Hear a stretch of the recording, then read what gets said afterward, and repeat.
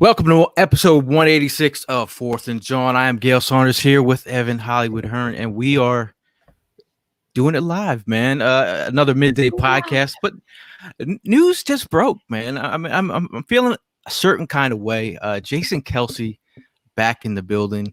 I was feeling a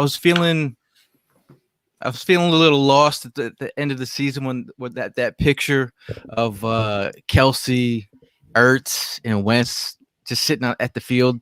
You kind of felt like he might retire, but the fact of the matter is Kelce is back. Ian Rappaport says the Eagles center Jason Kelce have agreed on a new deal for 2021, paying him $9 million guaranteed at a signing and potentially up to $12 million. Source said he announced on Instagram that he is back for another year. Man, the first week, March 2020 is 21 is one for the record books. Congratulations on the baby. He's basically excited, man. He's excited to be back. In a weird way, are you excited, Evan, that Mr. Kelce is back? I don't find it weird at all in any way whatsoever. I mean, Kelce has been a cornerstone of that line. He's been like he's a leader on this team. And when we saw at the end of the season, you see him, Carson, and they're all just sitting out on the field. It was a sad sight to see. You were having the feeling, like you said, that Kelce was going to end up retiring. I was thinking how we're going to have to address this in the draft. Quite frankly, I think we still do have to address this in the draft. Kelce isn't going to be around, forever. So we have to start thinking beyond him. But to have him back this year, that's one less hole that we have to fill. And it's a massive one. So I'm so glad that Kelce is willing to come back, especially in this sort of situation where it's looking like we're kind of staring down the barrel of a rebuild. They're very good on him to do such a thing.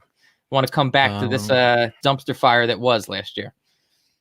Yeah, John in the comments says, I thought he was going to retire since the Eagles are trying to rebuild. I mean, a lot of people thought he was going to retire. RJ says, huge getting 62 back. So you guys can still wear this jersey very proudly. I mean, if you think about it, it's hard to replace a man like Jason Kelce. He's a leader in the locker room, but he's also a man of the people. He's a fan. Howie Roseman, a few years ago, was relinquished of all control pretty much in this organization. He was put in the side, he was put in the side of the building where I didn't see him for over a year. 2 years ago, when they made a decision, he came out of there a different man. He came out of there with a purpose and a drive to make this possible. And I saw a different Howie Roseman, an underdog, Doug Peterson. When Doug Peterson was hired, he was rated as the worst coaching hire by a lot of freaking analysts out there in the media. This past offseason, some clown named Mike Lombardi told him that he was the least qualified head coach in the NFL. You saw a driven Doug Peterson, a man who went for it on fourth and down. Went for it on fourth and down in the Super Bowl with the trick play. He wasn't playing just to go mediocre. He's playing for a Super Bowl. And it don't stop with him. It does not stop with him. I can listen to that whole speech. I mean, Bro, I get goosebumps every time. I need that man in my locker room. So I'm in a weird way. I'm actually, because I thought he was going to retire actually, and I felt like in a weird way I'm just excited that he's back in the mix. Shout out to Mike Clay with the tweet here, kind of summing up what the offensive line looks like. The Eagles offensive line will likely be very good again in 2020, says Mike Clay. Right tackle Lane Johnson, 386 snaps in 2020. Brandon Brooks, Brandon Brooks, not Brandon Brooks, but Jason Kelce. And Isaac Suamalo, our left tackle. Will it be Mulatto or Dillard? Will they trade maybe Dillard? I don't know. Like this is a weird season. But the fact of the matter is, it's like they're bringing back the band. They're bringing the band back together. Lane Johnson, Derek Gunn is saying that he's restructuring. Clearing up some space. I mean, know, Gail, I mean, we were sitting here a week ago and it was like the sky was falling. I mean, we're talking about the cap hell that we are in. We were thinking that Kelce was going to retire. We were thinking that we're going to be moving on from all these different pieces. And now I feel a lot better today. Like it's like a new day is upon us. I'm not saying that we're going to be in any sort of contention this year. I'm not trying to jump the gun with that, but I really feel like we have a potential for it to be surprised, for it to be not as bad as we were expecting going into this year. I mean, another surprising move. Darius Slay giving us some change. Opened up $9.1 million. Ian Rappaport again. He says the Eagles have some cat work to do, and that focus has begun. They just restructured Darius Slay's contract to create $9.14 million in salary cap room. Joe Corey says the only way for Philly to get to $9.14 million in salary cap space is Darius Slay. Restructure is by voiding dummy 2024-2025 contract years. But you know how he does it. He kicks the can down the road and does his thing, and it's I guess it is what it is. But the fact that Brandon Graham is huge, man. Him restructuring. Shout out to Derek Gunn. The fact that those guys are the glue guys. If I'm going to be real, like a Kelce, Brandon Graham. Yeah. That's like the lifeblood of the Eagles, no? And we've talked forever about how, like, I've mentioned how one of my biggest gripes with this team right now is just the youth that's involved. We have the youth movement in both our coaching and our players. And after last year, it really seemed like the youth movement was here to stay, but whether it be the wide receivers, whatever. But to have these veteran voices and these leaders in the locker room, it's going to be huge for us because we need that leadership. We need a vet presence to be able to be there and kind of show these younger guys how you're supposed to conduct yourself in the league. And having these guys here, I can't tell you how monumental it really is. Shout out to Paul in London. He says the O-line looks good on paper, but I really hope they can all stay healthy because the season is down to our O-line staying strong. I think you got to start looking at the potential replacements. Maybe Drake Jackson out of Kentucky, which would be nice. Shout out to my guy you Braxton. Heard it here first from Gail. Shout out to my guy Braxton who covers Kentucky. He's been on. He put me on to him a while ago, and he's like he would be a good interior lineman. What kind of is he, like a day 2, day 3 guy? What do you think? He might go mid rounds, but if you're looking at a guy who potentially can be groomed, that'd be nice, and he doesn't have to start right away. But the idea of Jason Kelce didn't feel right retiring. No, that's what he was mentioning. It didn't feel going out this way. So the fact that he wants to go out with a bang, some people shout out to Mark. He's feeling an 8-8. I don't know. Honestly, I've said that before. I think that's probably the worst case scenario of what could happen is to end up in the middle of the pack. So that if you end up having a really crappy season, if we went in there with nobody, everybody ends up, retiring or moving on. I could see us, being another in the top 10 again. But I don't know, Gail. If we're able to stay healthy, if Jalen Hurts is able to show some life, get year 2 in these wide receivers, and maybe add, a big name generational type receiver. Jamar Chase. I'm saying you put all those pieces together, this offense really might surprise you, dude.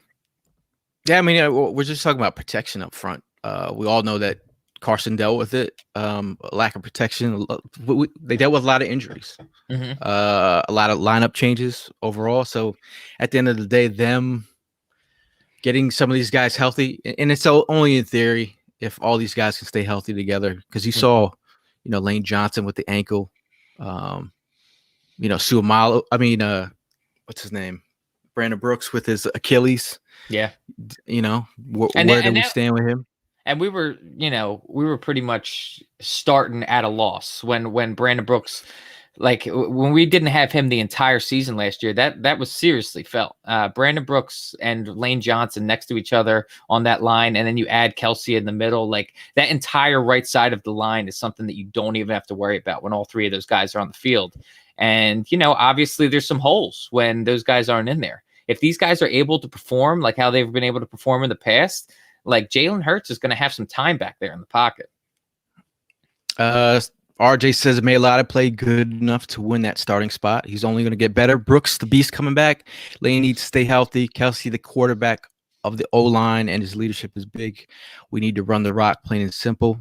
I believe so. I'm talking about that, getting that power back. Maybe Javonte Williams from North Carolina would be nice. A 1-2 punch, get that ground game going. That's where I want this offense to go. Like power running game added with the passing attack. I mean, then you're adding weapons around Hurts. I don't know. We also need cornerbacks. Shout out to Chris Malley. We just dropped another video, talk to prospect on Caleb Farley. We're doing another one today on Patrick Surtain. So overall, man, I'm just happy to have Kelce back, dude. I was Mark Bird brings up a great point. I was just wanted to run by you. I mean, like we talk about, you know, adding. Yeah, you'd be down with it. You'd be down with it. Yeah, we looked at that line. And, if you were to just, kind of disregard Mailata and Dillard as a whole, throw Sewell in as the left tackle, that is a formidable line, man.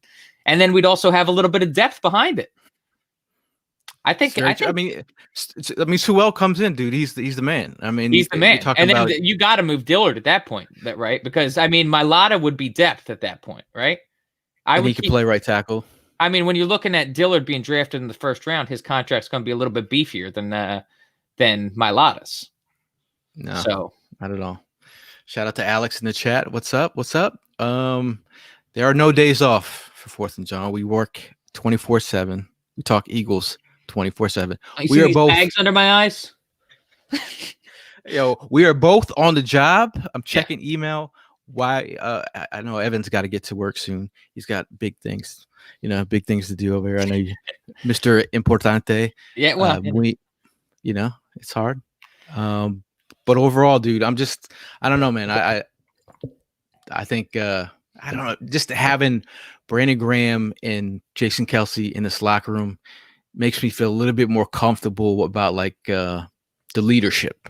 Yeah. As they progress. They're going to have to start finding the young leaders in the locker room. Yeah. But overall, we're getting some cap space back. We're getting our center back. And we're getting I don't know, man. I mean, to see, like, I feel like this was big, not just in how important it is to have these guys in the lineup, but just like as a fan favorite sort of thing. Like if I don't think anybody in this city would ever want to see either Brandon Graham or Jason Kelce wear another uniform for their entire career. So, I'm usually not big on the whole nostalgia type picks, but these guys are good and they're fan favorites. These are guys that I want to see retire as Eagles. And I'm glad to see that the Eagles, in my opinion, made the right decision with both of them. Moira, she's keeping it real. She said she's only delaying the rebuild a little. Still not convinced at the QB position, but want to see what the kid can do. I think, if you decide to build around Jalen Hurts, it is what it is, man. Like I feel like you're gonna have to start building around one of your quarterbacks. I still don't. I'm not gonna put it out of the idea of them drafting quarterback at 6. If they like the guy, like if he's high on their board and Justin Fields stays on the board, he's got the intangibles, he's got the arm, or do they just make it look like a smokescreen that the Eagles are interested in drafting a quarterback, therefore the Carolinas and the Denvers of the world will trade up? And that's where I'd like to be, in that space of moving down, not out of the top 10, but moving down a couple spots. If you need to pick a Kyle Pitts, Chase is obviously going to be off the board. Devontae Smith, some may like him more than others. He's a great candidate as well. But for moving down. Yeah. Okay. I'm cool with that. So do you think out of the top 3 wide receivers that everyone kind of is talking about between Chase, Smith, and Waddle, one of those guys would be there at 6 available, right? So would you trade down, have one of those guys be sitting, say neither Fields nor obviously Lawrence isn't going to be sitting there. Say Zach Wilson is sitting there with one of those 3 wide receivers. You still trading down? I don't. If Zach Wilson was on the board at 6, yeah. I mean, I see people super hyped about Zach Wilson, but I'm like, I don't know, dude. Like, I'm not. I mean, he's all right. He's good. Mm-hmm. He's got arm talent, but I don't know, man. I still like Fields better than him. And Mac Jones isn't even in the conversation. If you wanted to go second round, but I think he'll go first round, back end maybe, or second round. Imagine if they draft a quarterback in the second round, or Trask from Florida. His QB, his offensive coordinators here. That would be interesting. Another freaking QB competition. But what the bottom line really is with a guy like Kelce coming back, that's one less thing that we really have to worry about heading into this draft. And the same goes for all those other guys that, restructured. So the job in the draft, I feel like today got a little bit easier, which is a good thing. Because we need Howie to be feeling as good as he possibly can feel on draft day, just so he doesn't mess this one up. I mean, the moves are going to start happening. Free agency is right around the corner. This is just we're getting ready. We're getting ready. We're trying to figure out how much money we have in the bank. We're trying to formulate our nucleus. You get through free agency, then hit the draft, and then we're on and popping. But we just wanted to get on here real quick, talk about the Kelce signing. I think it's great for morale for one more year. Run it back one more year. You got your line intact. Get some pieces to build behind him. I mean, Suamalo could be your center of the future. You can draft a guard center versatility in mid rounds. Again, Drake Jackson. So that would be nice. So that's where I'm at right now. Would you like to give an answer to Aaron's question? If Jalen is Dak Prescott clone, are we happy as Eagle fans? Answer for me. I am. I mean, if you're gonna give me someone serviceable, and I think whether you like it or not, I mean, to Eagle fans, when we say Dak, we laugh about Dak, but I'm just saying to that locker room, his players gravitated towards around him. If Jalen can do that, he can have his players gravitating towards him. If you listen to the Jason Avant podcast Q&A, go check it out. Very good content over there. He mentioned how much the players in that locker room gravitated towards Jalen Hurts. So if that moving forward, if Jalen is the vibe, I'm cool. And if you got some leadership in the locker room, I'm good with that. Shout out to Puga. Shout out to Puga. Puga's birthday. Happy birthday. Puga's birthday today. He's how old is he now? He's 28, man. 45? And he's single. And he's single, ladies out there. If you're looking for someone in El Paso, check him out.